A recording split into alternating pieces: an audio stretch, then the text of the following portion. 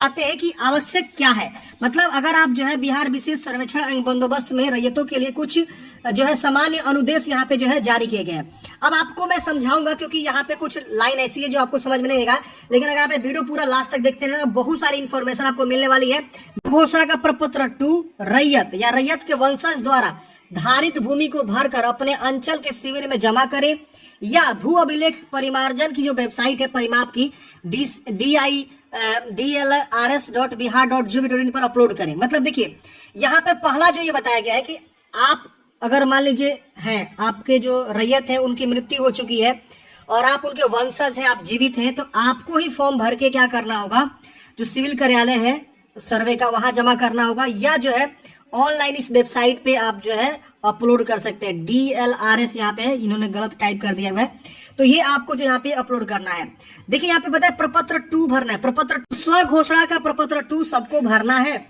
अगर कोई रैयत है, जीवित है या मान लीजिए रैयत का नाम मतलब डेथ हो चुका है और उनके जो है वंशज बो रहे हैं या उसके पुत्र बो रहे हैं तो भरना जरूरी है प्रपत्र 2। लेकिन वंशावली का केस अभी मैं बताऊंगा।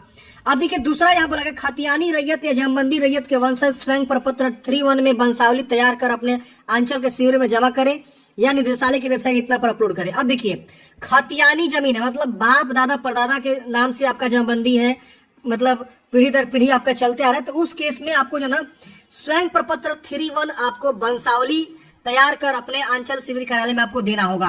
राजस्व रसीद की 6 प्रति स्व घोषणा के साथ संलग्न करें। जो भी आपका खेत का रसीद है ना, वो मतलब भूमि का जो आपका एक तरह से डॉक्यूमेंट समझ लीजिए, तो जो भी आपका खेत का रसीद है, खेत का रसीद भी आप दे सकते हैं। अगर आप ये दावा करते हैं कि ये मेरा भूमि है, ये मेरा प्लॉट है, इसका रसीद कटता है, तो इस रसीद को भी आप दे सकते हैं।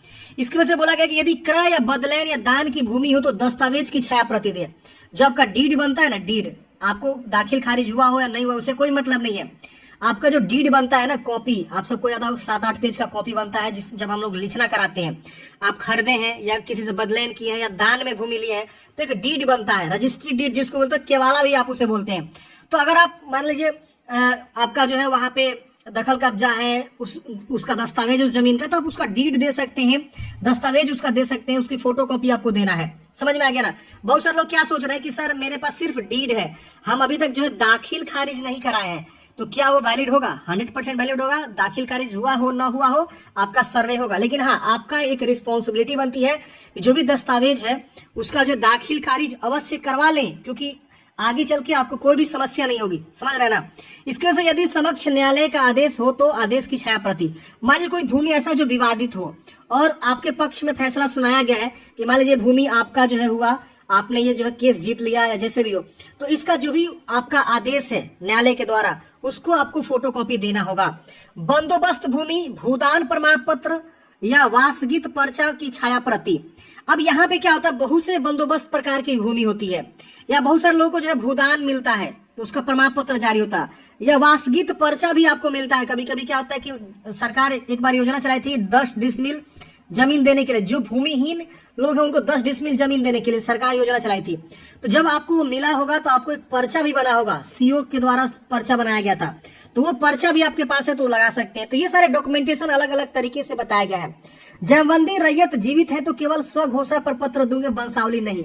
ये सबसे इंपोर्टेंट पॉइंट है। मतलब क्या कि अगर मान लीजिए कोई जमीन है और ये आपके नाम से है और आप जीवित हैं, तो आपको वंशावली बनवाने की आवश्यकता नहीं है। अब आवश्यक नहीं है, क्या चीज आवश्यक नहीं है यहाँ पे समझ लीजिए। बहुत सारे लोगों को यहाँ पे कंफ्यूजन हो रहा है, वो चीज आप समझ लीजिए। यहाँ पे बहुत सारी चीजें जो है क्लियर करके बताई गई है। यहाँ पे देखिए प्रपत्र 3(1) में वंशावली पर कार्यपालक दंडाधिकारी नोटरी पब्लिक के समक्ष शपथ कराने की आवश्यकता नहीं है। यहाँ पे लोग ना क्या कर रहे हैं ना, वंशावली जब बनवा रहे हैं ना तो ले जाके जो है नोटराइज करवा रहे हैं, 100-150 रुपया खर्चा कर रहे हैं, 200-200 300-300 खर्चा कर रहे हैं, 500-500 रुपये खर्चा हो जा रहा है वंशावली पे नोटराइज करवाने के लिए या कार्यपालक दंडाधिकारी से साइन करवाने के लिए। इसकी आवश्यकता नहीं है, आप खुद से ही साइन करेंगे। अब देखिए यहाँ पे प्रपत्र 3(1) में वंशावली पर संबंधित ग्राम पंचायत के प्रतिनिधि से हस्ताक्षरित करना आवश्यक नहीं है। जो आपके गाँव के प्रतिनिधि होते हैं, ग्राम सचिव या पंचायत के जो भी सचिव होते हैं या सरपंच होते हैं या मुखिया होता है, उसे कोई साइन वगैरह की जरूरत नहीं है। प्रपत्र 3(1) जो आपका है वंशावली जो आप लोग बना रहे हैं, इसकी कोई आवश्यकता नहीं है किसी से साइन कराने के लिए या नोटराइज कराने के लिए। झूठे आप लोग पैसा बर्बाद कर रहे हैं, समय बर्बाद कर रहे हैं। सारा चीज जो है आपको खुद स्वयं ही करनी है। समझ रहे ना। किसी से आपको सिग्नेचर मोहर किसी का जो है कुछ करवाने की आवश्यकता नहीं है, खुद ही आपको स्वयं करना है, स्वयं ही होगा। और यहाँ पे अगला जो मैटर है वो है खतियान में सच्ची प्रतिलिपि की आवश्यकता नहीं है।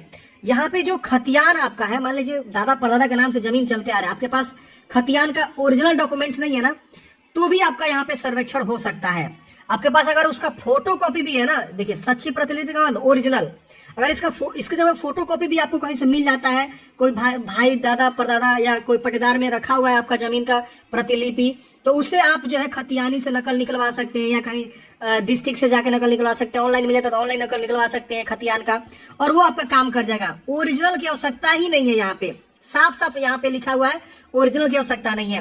चौथा लिखा गया किस्तवार प्रक्रम में अपने भूखंड पर आपकी उपस्थिति अनिवार्य नहीं है। मतलब क्या कि जब आपके अमीन लोग या जो भी मतलब सर्वे के अधिकारी हैं, जब आपके भूखंड पे जाएंगे, मान लीजिए आपके गांव में बहुत सारा जमीन है, घरारी से लेकर बोनी तक सारा जमीन को वो लोग क्या करेंगे, जांच करेंगे कि ये किसका जमीन है। तो जब वो लोग जाएंगे तो वहां पे जो है रैयत को रहना, मतलब जो आपकी जमीन है उसको रहना आवश्यक नहीं है, यहाँ पे लिखा हुआ है। लेकिन यहाँ ये बोला गया कि अगर आप स्वयं या आपका कोई विश्वास पात्र प्रतिनिधि जमीन पर उपस्थित रहता है तो सर्वे कर्मियों को पहचान में सुविधा होगी।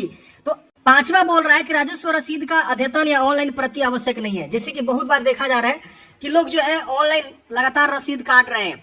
क्यों काट रहे हैं कि भाई मेरा सर्वे नहीं होगा अगर हम ऑनलाइन रसीद नहीं काटेंगे। तो भाई ऐसा कुछ नहीं है, आपका रसीद कटा हो या नहीं कटा हो, आपका पास पुराना ही रसीद है, कोई मान लीजिए 1990 में ही आपने रसीद कटवा के छोड़ दिया है, इधर कोई रसीद नहीं कटवाया, या 2005 का ही रसीद आपके पास पड़ा हुआ है, तो उसी से आपका काम हो जाएगा। ऑनलाइन अगर आप चढ़ा देते तो और अच्छी बात है, नहीं है तो इसी जो है रसीद से आपका काम चल जाने वाला है। जो पुराना रसीद है वही रसीद आप सौंप दीजिए और उसके बाद से आपका जो है यहाँ पे हो जाएगा सारा काम। तो ये सारी चीजें फ्रेंड्स, आशा करता हूँ आपको बहुत सारी इन्फॉर्मेशन यहाँ पे समझ में आया होगा।